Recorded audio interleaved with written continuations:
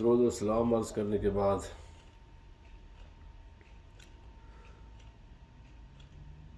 یہ مہینہ جمادی الاولیٰ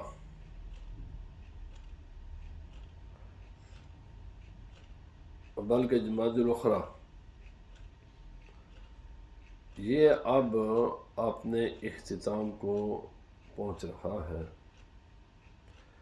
اور یہ مہینہ اسلام کی تاریخ میں اس اعتبار سے بہت اہم ہے کہ افضل البشر بعد الانبیاء، وہ ذات، وہ شخصیت جس پر پوری امت کا اتفاق ہے، اتحاد ہے، اجماع ہے کہ انبیاء کرام کو چھوڑ کر پوری بنے آدم میں اور پوری نسل انسانیت میں جو اللہ کے ہاں سب سے افضل، اعلیٰ اور رسول اللہ صلی اللہ علیہ وسلم کے خلیفہ اول بلا فصل ہیں، وہ حضرت سیدنا صدیق اکبر رضی اللہ تعالی عنہ کی ذات ہے۔ اور اس مہینے میں آپ کا وصال مبارک ہوا ہے۔ اس بات میں کوئی دوسری رائے نہیں ہے، اور اس بات کی تائید قرآن مقدس کی متعدد آیات بھی فرماتی ہیں، رسول اللہ صلی اللہ علیہ وسلم کی متعدد ارشادات و فرمودات بھی ہیں، اور بعد کے واقعات نے بھی اسی بات کو ثابت کیا ہے کہ رسول اللہ صلی اللہ علیہ وسلم کے وصال مبارک کے بعد اس امت کی کشتی کے جو نگہبان اور اس امت کی کشتی کے اور اس امت کے پشتی بان اور اس کی حفاظت کرنے والے رسول اللہ صلی اللہ علیہ وسلم، جو اللہ کا دین اللہ کے طرف سے لے کر آئے، بالکل اس کے مطابق مخلوق خدا کی رہنمائی کرنے والے حضرت سیدنا صدیق اکبر رضی اللہ تعالی عنہ کی ذات ہے۔ رسول اللہ صلی اللہ علیہ وسلم کے بعد سب سے بڑا کنٹریبیوشن، بڑا حصہ، یہ جو اسلام، یہ اللہ کا آخری دین ہے۔ اب قیامت تک کوئی نبی کسی بھی شکل میں اس کا آنا ممکن نہیں ہے، نبوت کا دروازہ بند ہو چکا ہے، اور رسول اللہ صلی اللہ علیہ وسلم کے بعد کوئی نبی نہیں ہے، قرآن حکیم کے بعد کوئی کتاب نہیں ہے، اسلام کے بعد کوئی دین نہیں ہے، فائنل ہے۔ اس دین کی آبیاری اور اس کی حفاظت اور اس کی تبلیغ میں اور اس عمارت کی بنیاد میں سب سے زیادہ نبی پاک صلی اللہ علیہ وسلم کے بعد اگر کسی کا حصہ ہے تو وہ حضرت سیدنا صدیق اکبر رضی اللہ تعالیٰ عنہ کی ذات ہے۔ اس لیے اس بات میں اہل سنت و جماعت میں کوئی رائے نہیں ہے، یعنی ایک ہی رائے ہے کہ آپ ہی سب سے افضل ہیں، اور آپ ہی خلافت نبوت، رسول اللہ صلی اللہ علیہ وسلم کی خلافت کے سب سے زیادہ مستحق تھے، اور آپ ہی پر رسول اللہ صلی اللہ علیہ وسلم کی امت نے اتفاق فرمایا۔ بد نصیبی سے اسی زمین پر ایسے انسان بھی ہیں جو خود اپنے خالق کے منکر ہیں، یعنی جس ذات نے انہیں بنایا نا وہ اسی کا انکار کرتے ہیں۔ ایسے لوگ بھی ہیں، یہ کوئی چمبے کے بعد میں آپ کو ہزاروں لاکھوں کے تعداد میں مل جائیں گے جو خود بنانے والے کے منکر ہیں، اور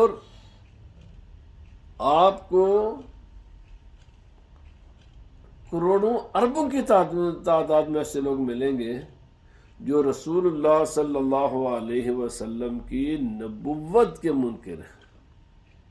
کروڑوں اربوں کی تعداد میں یہ لوگ. تو اس میں کوئی اچنبے والی بات نہیں ہے، حیران ہونے والی بات نہیں ہے بھائی.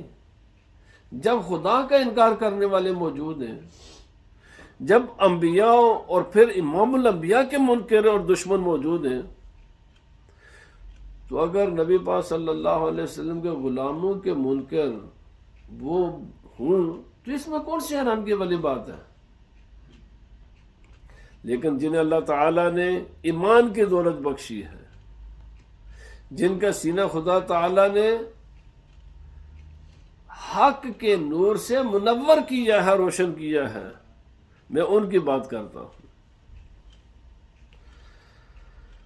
حضرت سیدنا عمر رضی اللہ تعالی عنہ، آپ یعنی وہ واقعات تفصیل کے ساتھ عرض کرنے کا وقت نہیں ہوتا. یہ تو بالکل بات ہے کہ جمعے کا یہ جو خطبہ ہوتا ہے یہ اتنا مختصر ہوتا ہے، اتنا تھوڑا ٹائم ہوتا ہے کہ اس میں کسی بھی بات کو تفصیل کے ساتھ بیان کرنا ممکن ہی نہیں ہے. یہ نہیں کہ مشکل ہے، ممکن ہی نہیں ہے.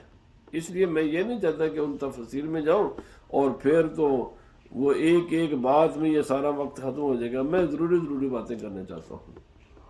حضرت سیدنا عمر رضی اللہ تعالیٰ فرماتا، خدا کی قسم ہم نے حضرت ابو بکر صدیق رضی اللہ تعالی عنہ کی بیعت سے زیادہ متفقہ بات کوئی نہیں دیکھی. نبی پاک صلی اللہ علیہ وسلم کے دوسرے خلیفہ، آپ یہ گواہی دیتے ہیں کہ جس بات پر صحابہ اکرام کا بہت جلد اتفاق ہو گیا اور سب کا اتفاق ہوا، فرمایا اس سے جلدی کسی باہر بات میں ڈسکشنیں ہوتی ہیں نا جی، ڈبیٹ ہوتی ہے، لوگ کہتے ہیں غور و فکر کریں گے، سوچیں گے. فرمایا اور یہ بھی حضرت سید عمر رضی اللہ تعالیٰ عنہ اگر سمپل الفاظ میں بھی فرما دیتے نا تو ہمارے لیے پھر بھی وہ باتیں قابل یقین تھی. حضرت عمر رضی اللہ تعالیٰ عنہ نے قسم اٹھا کر فرماتے ہیں کہ کوئک، جلدی، اور سارے صحابہ کرام رسول اللہ صلی اللہ علیہ وسلم کے بعد جس شخصیت پر متفق ہوئے ہیں وہ ہم نے حضرت ابوبکر صدیق سے زیادہ کسی کو نہیں دیکھا. اب مجھے بتائیں، اور یہ اتفاق کس روز ہوا تھا؟ جس روز نبی پاک صلی اللہ علیہ وسلم کا وصال مبارک ہوا تھا. اسی دن تمام صحابہ کرام نے متفقن علیہ، تمام صحابہ کرام نے سب سے افضل سمجھتے ہوئے حضرت ابوبکر صدیق رضی اللہ تعالی عنہ کو اپنا خلیفہ منتخب فرمایا. اب دوسری بات میں ہے کہ دوسرے روز جب آپ کو خلیفہ بنا لیا گیا، آپ کا انتخاب ہو گیا، آپ نے لوگوں سے کہا کہ میں تم سے بات کرنا چاہتا ہوں، لوگوں کو بلایا مسجد میں. تو آپ کی گفتگو سے پہلے حضرت سیدنا عمر رضی اللہ تعالی عنہ کھڑے ہوتے ہیں اور فرماتے ہیں، پہلے اللہ تعالیٰ کی حمد و ثنا، رسول اللہ صلی اللہ علیہ وسلم پر درود و سلام عرض کرنے کے بعد فرماتے ہیں کہ اللہ تعالیٰ نے آپ کا اتفاق بہترین آدمی پر کر دیا ہے. پورے صحابہ کرام کا مجمع تھا، تمام اہل مدینہ موجود تھے. مجمع میں حضرت عمر رضی اللہ تعالیٰ عنہ فرماتے ہیں کہ میرے ساتھیوں، ہم سب تمہارے میرے بشمول سب نے جس آدمی پر ہمیں اللہ تعالیٰ نے متفق کیا ہے نا، اور بہترین آدمی پر ہمیں متفق کیا، اگر یہ اجماعی، اتحادی اور بلا کسی اختلاف کے بعد اگر ہوتی نہ، یہ نہ ایسا ہوتا ہے جیسے، تو پھر کوئی تو کہتے نہیں ہمارا تو اس میں اختلاف ہے، کوئی گواہی تو تاریخ کی کتابوں میں موجود ہوتی ہے، کوئی گواہی تو کسی کتاب میں موجود ہوتی۔ اب اس کے بعد حضرت سیدنا ابوبکر صدیق رضی اللہ تعالی عنہ اٹھتے ہیں اور آپ کی یہ تقریر ہے، میں چاہتا ہوں کہ وہ چیزیں سنیں، اور یہ امت قیامت تک اگر عزت چاہتی ہے، بقا چاہتی ہے اور ذلت سے نکلنا چاہتی ہے، تو اس امت کو آنا ہوگا حضرت سیدنا صدیق اکبر رضی اللہ تعالیٰ عنہ کی اس رہنمائی کی طرف جو سب سے پہلے آپ نے اس امت کو فراہم فرمائی۔ آپ اٹھے، اللہ تعالیٰ کی حمد و ثنا فرمائی، اور یہ آج تک قیامت تک اہل ایمان کا یہ وتیرہ اور یہ طرز تکلم ہے، سب سے پہلے اللہ کی تعریف کرتے ہیں، پھر رسول اللہ صلی اللہ علیہ وسلم پر درود و سلام بھیجتے ہیں، اس کے بعد پھر باتیں کرتے ہیں۔ اور یہ جو آج کل یہ ماڈرن پالیٹکس ہیں، بالکل جنگلی جانوروں میں ان میں کوئی فرق نہیں ہے۔ میں غیر مسلموں کی بات نہیں کرتا، وہ تو ہے ہی ایسے ہیں نا، میں خود مسلمانوں کی بات کرتا ہوں جو اپنے آپ کو مسلمان کہتے ہیں۔ بھائی یہ طریقہ ہے، یہ ڈے ون سے ہے، سب سے پہلے اللہ کی حمد و ثنا، وہ ہمارا خالق مالک ہے، پھر رسول اللہ صلی اللہ علیہ وسلم پر درود و سلام، وہ خدا کے خلیفہ اعظم ہے، اس کے بعد کوئی بات کی جائے۔ حضرت سیدنا صدیق اکبر رضی اللہ تعالیٰ نے فرمایا، لوگوں مجھے تمہارا حاکم بنایا گیا ہے، یہ نہیں فرمایا میں بن گیا ہوں، مسلط ہو گیا ہوں۔ یاد رکھیں متعدد احادیث میں ہے، کوئی ایک دو حدیث نہیں ہے۔ جو آدمی مارشل لا کی اور اس قسم کے جو آج مسلمانوں پر جو لوگ مسلط ہیں غیر جمہوری طریقے سے، عوام کی مرضی کے بغیر، ذرا یہ اپنا انجام سنیں، ان کا اصل مقام کیا ہے۔ مشکوٰۃ شریف میں حدیث پاک ہے، بہت ساری حدیث کی کتابوں میں، اور یہ کوئی ایک حدیث نہیں ہے، اس موضوع پر آپ کو 20 حدیثیں ملیں گی۔ ام المؤمنین حضرت سیدہ عائشہ رضی اللہ تعالی عنہا فرماتی ہیں، 3 لوگ ہیں جن پر خدا کی بھی لعنت ہے، خدا کے فرشتوں کی بھی لعنت ہے، تمام انبیاء کرام کی بھی لعنت ہے، اور آپ پھر فرماتی ہیں میری بھی لعنت ہے اس انسان پر جو کسی قوم کا خلیفہ بنے، لیڈر بنے، ذمہ داری قبول کرے، مسلط ہو جائے ان پر، ان کی مرضی کے بغیر، ان کے رائے کے بغیر۔ مشکوٰۃ شریف میں حدیث پاک ہے، بہت سے، میں نے کہا یہ کوئی ایک حدیث نہیں ہے، اس موضوع پر آپ کو 20 مختلف حدیثیں ملیں گی۔ یہ جو فوجی اور یہ اس قسم کی امریتیں مختلف مسلمان ملکوں میں، بھائی اس کا اسلام میں کوئی تصور ہی نہیں ہے۔ پہلی گفتگو، پہلا لفظ جو حضرت سیدنا صدیق اکبر رضی اللہ تعالیٰ عنہ نے اپنے خطبے کا ارشاد فرمایا، یہ میں تمہارا حکم بن گیا ہوں، آپ نے یہ تو نہیں فرمایا بنایا گیا ہوں، میرا انتخاب کیا گیا ہے، لیکن میں تم سے بہتر نہیں ہوں۔ میری آگے آتا ہے فرمایا میری کوئی خواہش نہیں تھی، اگر میں اچھے کام کروں تو میری مدد کرنا، اور اگر میں برا کروں تو مجھے سیدھا کر دینا۔ آئے تو لوگ تنقید برداشت ہی نہیں کرتے، بھائی سیدھا کیسے کرو گے جب تنقید نہیں ہوگی؟ جب کسی حکمران پر تنقید ہی نہیں ہوگی تو سیدھا کرنے کا مجھے وہ راستہ بھی تو دکھاؤ نا۔ ڈے 1 نبی پاک صلی اللہ علیہ وسلم کے بعد حضرت افضل البشر بعد الانبیاء دعوت دیتے ہیں، اور یہ کوئی مخصوص طبقہ نہیں ہے، کوئی میڈیا کے اینکر بنا کر، ہر انسان کو اجازت ہے، اگر میں سیدھا کام نہ کروں تو تم مجھے سیدھا کر دے، بتانا کہ یہ میں نے غلطی کی ہے، آپ اجازت دیتے ہیں۔ اور اسلام میں یہی چیز ہے، یہ نہیں ہے کہ اس کو اٹھاؤ اور جیلوں میں بند کر دو۔ ابھی جو سعودی عربیہ میں، شام میں، مصر میں، پورے مڈل ایسٹ میں، اور خدا جانے کہاں کہاں، جو بھی کہ ان کے خلاف کوئی بات کرے تو ان کے بعد جو کچھ جیلیں بنی ہوئی ہیں اور جو ان کے ساتھ حیوانی سلوک کیا جاتا ہے، اس کی سٹوریاں یہ ظالم جب بھاگتے ہیں تو پھر ان کی سٹوریاں سامنے آتی ہیں۔ اور میں سمجھتا ہوں کسی غیر مسلم ملک میں بھی اتنا ظلم نہیں ہے جتنا یہ ظالم، یہ پٹھو کفار کے کرتے ہیں۔ بظاہر مسلمانوں کا نام ہے، مسلمان ہے، لیکن حقیقت میں یہ انہی کے غلام ہیں۔ نام لیتے ہیں ہم ابو بکر صدیق کے جانشین ہیں۔ حضرت ابو بکر صدیق رضی اللہ عنہ فرماتے ہیں مجھے تم نے سیدھا کرنا ہے، تنقید کرنی ہے، بتانا ہے تاکہ میں سیدھے کام کروں۔ اگر میں اچھے کام کروں تو میری مدد کرنا، اور اگر میں برا کروں تو مجھے سیدھا کر دینا۔ صدق ایک امانت ہے، اور فرمایا جھوٹ ایک خیانت ہے۔ سچائی، اور خاص کر کے حکمران کی سچائی اور لیڈر کی سچائی، اس کو بالکل تمام معاملات میں، یہ ضروری نہیں ہے کہ وہ ہر بات لوگوں کو بتاتا پھرے، لیکن بہرحال جہاں بتانے پڑے سچی بات کرے وہ۔ جھوٹ یہ سیکریسی تو ہوتی ہے، اس کے بغیر تو کوئی دنیا کا نہ کوئی ملک چل سکتا ہے، نہ کوئی خاندان چل سکتا ہے، نہ کوئی ادارہ چل سکتا ہے، کوئی بھی نہیں چل سکتا۔ لیکن ان کا معنی یہ بھی نہیں ہے کہ تم جھوٹ بولو۔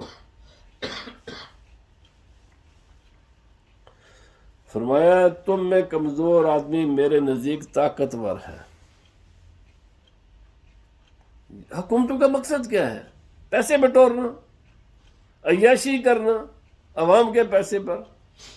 حکومت کا کام یہ نہیں ہے، حکومت کا صرف ایک مقصد ہے کہ ایک انسان کو کسی وجہ سے کمزور ہے، اس کا راڈ کوئی طاقتور نہیں دے رہا، حکومت اس کے ساتھ کھڑے ہو جائے اور اپنی طاقت کے استعمال کر کے اس کا حق اس کو واپس دلائے۔ یہ حکومت کا مطلب ہے کہ کوئی انسان اپنے آپ کو بے بس نہ سمجھے۔ جب بھی کوئی انسان اس پر ظلم کرے تو سمجھے کہ میرے ساتھ حکومت کی طاقت موجود ہے، وہ مر زبردستی میرا حق مجھے لے کر دے دیں گے۔ بھائی یہ پولیس اسی لیے بنائی جاتی ہے، یہ آرمی اسی لیے بنائی جاتی ہے، یہ تمام قسم کے جتنے بھی یہ قوت کے جو ذرائع یہ اسی لیے بنائے جاتے ہیں کہ جو بے سہارا لوگ ہیں ان کو وہ اپنے آپ کو بے سہارا نہ سمجھے۔ اور فرمایا جب تک اس سے میں حق وصول نہ کر لوں، ہر انسان کا رائٹ ہے، جو بھی اس کا رائٹ ہے اس کو ملے۔ اور فرمایا جب کوئی قوم جہاد فی سبیل اللہ کو ترک کر دیتی ہے تو اللہ اس کو ذلیل کر دیتا ہے۔ آج ہم نے جہاد کا نام دہشت گردی رکھ دیا، اور یار غیر مسلم تو یہ کہیں گے، پر ان کو سمجھانا کہ اس کی ذمہ داری ہے کہ جہاد اور دہشت گردی میں فرق ہے۔ آج بس اسی نام کو لے کر خود مسلمانوں کے اچھا وہ کام کافر نہیں کرتے اپنے ملکوں میں مسلمانوں کے خلاف، جو اسی چیز کی آڑ میں مسلمان اپنے عوام کے خلاف کر رہے ہیں۔ مدارس بند کر دو جی، مساجد کے خلاف ایکشن لے لو جی۔ یار اتنے ایکشن تو غیر مسلم ملکوں میں نہیں ہوتے جتنے مسلمان ملک کرتے ہیں۔ جس کی داڑھی دیکھو اس کو جناب ویزا اس کو نہ دو جی، اس کو اپنے ملک میں نہ آنے دو۔ داڑھی کی بنیاد پر میں نہیں سمجھ کسی غیر مسلم ملک نے بھی کبھی کسی کا ویزا ریفیوز کیا ہو۔ اور جب کسی قوم میں بے حیائی پھیلتی ہے تو اس پر ہمگیر مصائب آتے ہیں۔ جس لالے نے پالیا سی نا انہوں نے سعودی عربیہ نو، تو ان تو مکے شریف مدینہ شریف میں بھی بے حیائی پھیلانے شروع کر دیے اس نے۔ اور جن مولوی نے پالا تھا نا اس کے بڑا اس کی وکالت کرتے تھے، ایک لفظ ان کی زبان پر اس بے حیائی کے خلاف نہیں آتا۔ اس نے تو بے حیائی کی ساری حدیں عبور کر دی ہیں۔ وہ میرا خیال اتنی بے حیائی تو کوئی غیر مسلم ملک بھی نہیں کرتا جتنا وہ کر رہا ہے۔ حضرت ابوبکر صدیق رضی اللہ تعالیٰ عنہ آپ نے فرمایا جو بھی قوم میں بے حیائی، یہ قوم ہو یا افراد ہوں یا خاندان ہوں، جو بے حیا ہوتی ہیں اس پر مصیبتیں آتی ہیں۔ اور جب تک اللہ اور اس کے رسول کی اطاعت کروں میری اطاعت کرنا، اور جب میں ان کی اطاعت سے دستکش ہو جاؤں تو میری اطاعت کرنا تم پر فرض نہیں ہے۔ یاد رکھو ہم ہر حکمران کی بات مانیں گے، ان کے بات کو ماننا فرض ہوتا ہے۔ پر یہ انکنڈیشنل نہیں ہوتا بھائی، جب تک وہ اللہ اور اس کے رسول کے کسی بھی حکم کی خلاف ورزی نہ کرتے ہوں۔ کوئی کسی بھی حکمران کی کسی بات پر عمل کرنا اور اس کو ماننا ضروری نہیں ہوتا اگر اس سے خدا کی نافرمانی لازم آ رہی ہوتی ہے۔ پھر فرمایا نماز کے لیے کھڑے ہو جاؤ، اللہ پاک آپ پر رحم فرمائے۔ آگے سنیں۔ پھر دوسری روایت میں ہے کہ آپ نے پھر ایک دن خطبہ دیا، آپ نے فرمایا بخدا میں کبھی امارت کا خواہش مند نہ تھا، میں نے کبھی سوچا بھی نہیں ہے کہ میں تمہارا خلیفہ بن جاؤں گا، اور اگر تو لڑائیاں ہوتی ہیں توبہ یہ جناب ایک چھوٹی سی ممبری پر کونسلر بننے کے لیے کیا کیا پاپڑ بیلتے ہیں۔ ممبری تو دور نکالا، مسیح کی کوئی چیئر مین یا کوئی سیکٹری شپ ہے نا، وہ دے واسطے سیدھا کی کچھ کرنے ہیں۔ اللہ کے بندے ہو، کس کام کے پیچھے بھاگتے ہو؟ یہ کوئی اچھا سودا تو نہیں ہے۔ میں کسی مسجد کا چیئرمین بن جانا، سیکٹری بن جانا یا کوئی بھی ذمہ داری قبول کرنا، یہ نقصان کا سودا ہے۔ لڑنا اور اس کے لیے جناب مقابلے کرنا اور اس کے لیے ایک دوسرے کا نیچا دکھانا ایک دوسرے کو، یہ انتہائی نقصان کا سودا ہے۔ آپ نے فرمایا یہ ایک الگ بحث ہے، کبھی انشاءاللہ زندگی میں تو کروں گا اس بات۔ فرمایا نہ ہی مجھے اس بات کی کوئی رغبت تھی۔ نبی پر ایک بات عرض کر کے آگے چلتا ہوں۔ نبی نے فرمایا جو آدمی طلب کرے عہدے کی، طلب مانگ کر لے، اللہ تعالیٰ اپنی مدد اس سے ہٹا لیتا ہے۔ جس آدمی کو کوئی عہدہ ملے اور بغیر تمنا کے ملے، پھر اللہ تعالیٰ اس کی مدد فرماتا ہے۔ اے سارے ذلیل ہوندے پے نے، غلامی دی آخری میرا غلاماں تو بیچارے پھر عزت نہ رہندے سن۔ اے جڑا غلامی کے دور تھا نا، غلام اتنے ذلیل نہیں ہوتے تھے جتنے آج کل کے ہمارے حکمران ذلیل ہو رہے ہیں۔ ناک کے ساتھ لکیریں نکلواتے ہیں ان کے آقا ان سے، ذلت کی آخری ڈگری پر ہے۔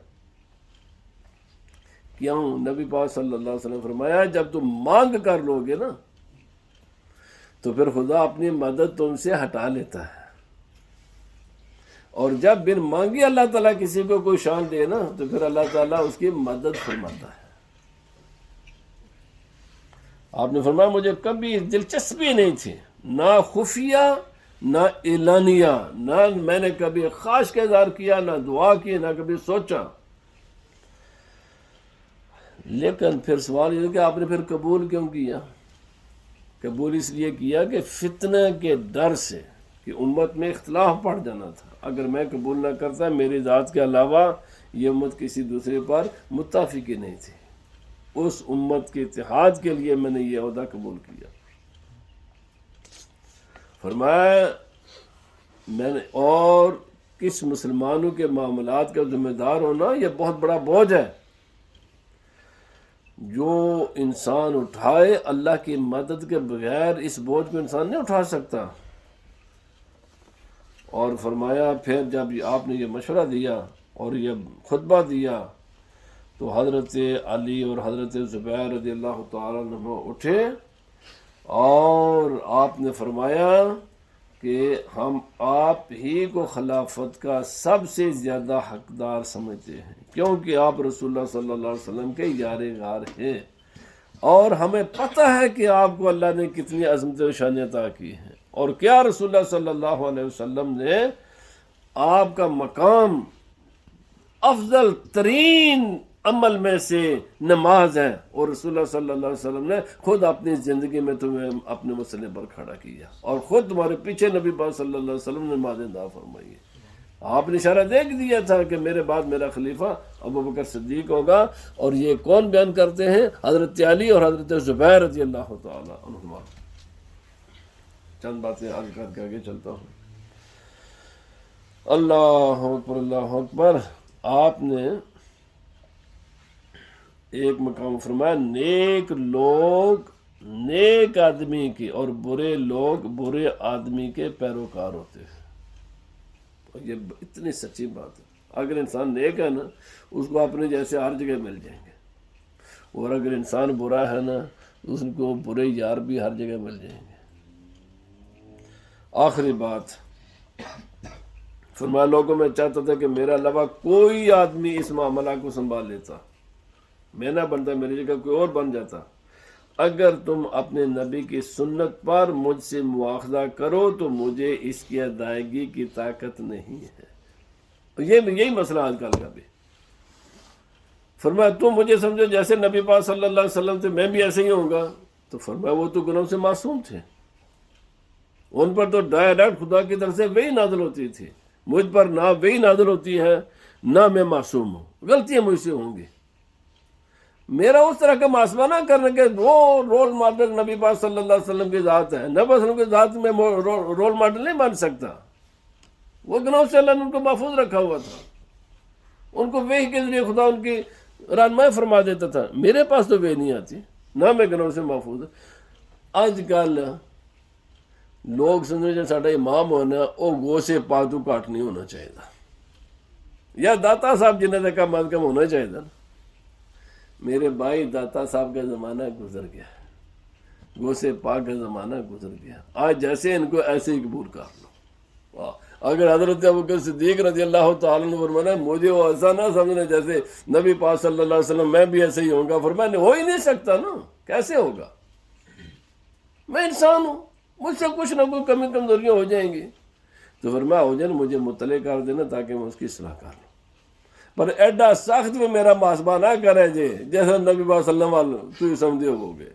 فرمایا میں بھی انسان ہوں، تو میں آپ سے بھی کہتا ہوں آپ بھی مولویوں پر ایڈا نہ چڑھا کرو کہ او مولوی صاحب تو وہ سے بات سانو کسے سناندے ہو، تو وہ داتا صاحب تو جنید بغدادی تے صحابہ کرام یہ گلاں سناندے تے آپ ہی عمل کے جگہ یہ اسی سناندے ضرور آ اور پر اسی انہیں جیسے نہیں ہو سکتے، نال یہ بھی تے کہندے اسی انہیں جیسے نہیں ہو سکتے۔ ساڈے نال بھی آج ذرا ماشاءاللہ میرے نمازی تو بڑے چنگے ہیں، لیکن میں جنرل بات کر رہا ہوں کہ علماء کے ساتھ ہاتھ نرم رکھیں، اور جو آج ہیں ان کو غنیمت سمجھیں۔ مجھے تو آنے والا وقت اس سے بھی خطرناک نظر آ رہا ہے۔ آپ کو تو مسجد میں امام خطیب نہیں ملیں گے جو صورتحال جا رہی ہے۔ اللہ مسجد کو آباد رکھے، مدرسوں کو آباد رکھے۔ اس لیے اگر دے ون سے حضرت ابوبکر صدیق رضی اللہ تعالیٰ نے یہ فرما دیا تھا میرا محاسبہ اس طرح نہیں کرنا، یا مجھے اس جگہ پر رکھ کر میرا محاسبہ نہیں کرنا کہ مجھے نبی پاک صلی اللہ علیہ وسلم کی جگہ پر رکھ کر میرا محاسبہ کرو۔ فرمایا نبی پاک معصوم تھے، نبی پاک صلی اللہ علیہ وسلم پر وحی نازل ہوتی تھی، میں معصوم نہیں ہوں، مجھ پر وحی نازل نہیں ہوتی۔ میں نے جو نبی پاک صلی اللہ علیہ وسلم کے ساتھ زندگی گزاری ہے، جو آپ کو دیکھا، میں پوری کوشش کروں گا کہ اسی پر چلوں، لیکن بار میں تو انسان ہوں۔ اور اسی لیے صرف مولویوں کے ساتھ نہیں، اپنے حکمرانوں کے ساتھ بھی سلسلہ نرم رکھنا چاہیے۔ یہ نہیں ہے گالی چلے ہوا اپنی زبان گندی کریں گے، ان کو گالی دینے کا فائدہ کیا ہوگا؟ بالکل گالی نہیں دینا چاہیے۔ جتنا وہ کہیں جو پالیسیاں قابل عمل ہیں ان پر عمل کرو، اگر کہیں تھوڑی سی دقت محسوس کرتے تو اس کو برداشت کرو۔ نبی صلی اللہ علیہ وسلم نے فرمایا میرے بعد ایسے لوگ آئیں گے، ظلم بھی کریں گے، تمہارا حق چھینیں گے، تمہارا حق تمہیں نہیں دیں گے۔ فرمایا پھر بھی صبر سے کام لینا اور ملک میں انتشار اور نارکی نہیں پھیلانے، پھر بھی چلتے رہو، اللہ ان سے خود ہی پوچھ لے گا۔ ان کو ایسے نہ سمجھو کہ ان کو خلفائے راشدین کے مطابق جیسے نیک وقار بڑے بڑے اللہ کے ولی اور صحابہ کرام تھے یہ بھی ایسے ہوں گے، یار یہ ایسے نہیں ہے، یہ تم مجھ جیسے انسان ہے، جیسے تمہاری خواہشیں ان کی ایسی بھی، ان کی بھی ذرا ایسی خواہشیں، جیسے تم ہو یہ بھی ایسے ہی ہے، بس ان کے ساتھ بھی ہاتھ ذرا اولے رکھو۔ اللہ پاک ہمیں عمل کی توفیق عطا فرمائے۔ وما علینا الا البلاغ۔ اور اذان جناب